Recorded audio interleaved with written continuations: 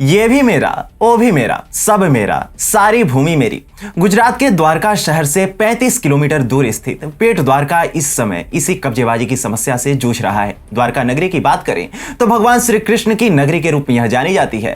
लगभग 5000 वर्षों पहले भगवान श्री कृष्ण ने द्वारका नगरी बसाई थी और इस तरह श्री कृष्ण भक्तों की दृष्टि में यह एक महान तीर्थ स्थल है। लेकिन श्री कृष्ण भक्तों की इस तीर्थ स्थल से कुछ दूरी पर स्थित बेट द्वारका में अवैध कब्जे खूब फल फूल रहे हैं, जो कि आगे चलकर भारत के लिए खतरा भी बन सकते हैं। अब आप सोचते होंगे कि यह कैसा खतरा। नमस्कार, स्वागत है आपका TFI पर, जो है देश का सबसे विश्वसनीय अल्टरनेट न्यूज मीडिया पोर्टल। और मैं अवनीश तिवारी आपको अवगत कराऊंगा बेट द्वारका के इस्लामीकरण के पीछे कराची कनेक्शन के बारे में और क्यों इस कनेक्शन पर चोट करते हुए इसे तुरंत ध्वस्त कर देना चाहिए। आगे बढ़ेंगे, लेकिन उससे पूर्व यदि आपको हमारे विचार पसंद आते हैं तो आप हमारे वीडियो को लाइक करें और चैनल को अवश्य सब्सक्राइब करें। यदि आप हमें फेसबुक पेज पर देख रहे हैं तो हमारे पेज को भी फॉलो कर लें। तो अविलंब आरंभ करते हैं।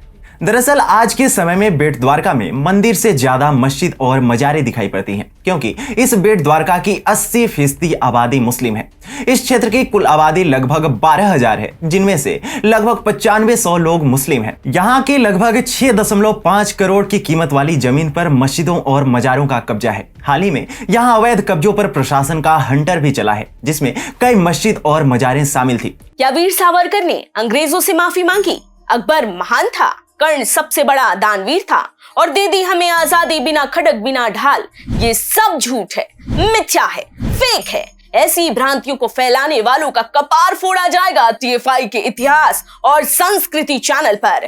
ऊपर वाले लिंक को दबा के सब्सक्राइब करिए। आपको बता दें कि वर्ष 2021 में सुन्नी वक्फ बोर्ड ने बेट द्वारका के 2 जगहों को अपना बताने की कोशिश की थी, लेकिन गुजरात हाई कोर्ट ने सुन्नी वक्फ बोर्ड को फटकार लगाते हुए कहा था कि कृष्ण की नगरी में आप ये दावा कैसे कर सकते हैं। जिसके बाद हाई कोर्ट ने सुन्नी वक्फ बोर्ड की याचिका को खारिज कर दिया था।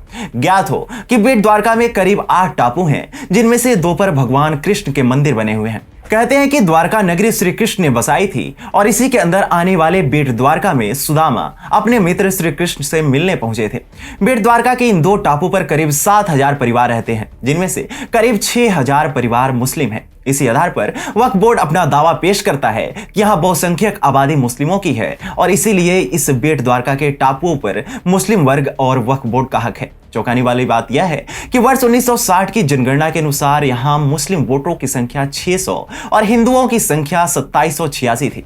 इस हिसाब से देखें तो हिंदुओं की आबादी यहाँ और अधिक बढ़नी चाहिए थी, लेकिन हुआ बिल्कुल इसके उलट। दरअसल दैनिक भास्कर की एक रिपोर्ट के अनुसार यहाँ हिंदू परिवार घटकर 960 रह गए हैं और मुस्लिम परिवारों की संख्या बढ़कर 6040 हो गई है। वर्तमान समय में देखें तो श्री कृष्ण की नगरी का इस्लामीकरण हो चुका है। यहाँ पर जंगल काटकर समुद्र के किनारे लोगों ने मस्जिद और मजारे बना ली है। यहाँ पर अधिकतर लोग मछली पकड़ने का काम करते हैं। अब आप ये सोच रहे होंगे कि ये देश के लिए कैसे खतरा है। दरअसल बेट द्वारका से कराची की दूरी 105 किलोमीटर है, जिसके कारण आसानी से पाकिस्तान तक पहुंचा जा सकता है। यहाँ के लोग नाव से अंतर्राष्ट्रीय सीमा तक चले जाते हैं, जिसका कोई हिसाब किताब भी नहीं होता है। इससे आप अंदाजा लगा सकते हैं कि यह देश के लिए कितना बड़ा खतरा साबित हो सकता है। यहाँ तक कि कराची समेत पाकिस्तान की रहने वाली बहुत सी लड़कियों की शादी यहाँ और यहाँ की कई लड़कियों की शादी पाकिस्तान में हुई है। बेट द्वारका में जमीनों पर अवैध कब्जों के साथ साथ ड्रग तस्करी का कारोबार भी खूब किया जाता है, जिसके चलते इस क्षेत्र में चल रही ये सारी गतिविधियां भारत के आंतरिक सुरक्षा के लिए बड़ा खतरा बनी हुई हैं। यहाँ पाकिस्तानी अपने नाकाम मंसूबों को अंजाम दे सकते हैं। यहाँ से कई ड्रग तस्करी के मामले सामने आ चुके हैं। समुद्री रास्ते के चलते तस्करों के लिए भारत में तस्करी करने में भी आसानी होती है। बेट द्वारका में अवैध निर्माण के जरिए पक्के ठिकाने बनाए जा रहे हैं। या अब अवैध निर्माण के पीछे भारत के लिए खतरनाक मंसूबे शामिल हो सकते हैं, क्योंकि ये अवैध ठिकाने कौन बना रहा है और इन्हें बनाने के पीछे क्या साजिश है, ये किसी को भी नहीं पता। सवाल ये भी है कि कभी हिंदू बहुल क्षेत्र होने के बाद भी इस क्षेत्र का इस्लामीकरण कैसे हुआ, ये जांच का विषय है। साथ ही देश की आंतरिक सुरक्षा का भी मामला है, जिस पर जल्द से जल्द कार्रवाई करने की आवश्यकता है।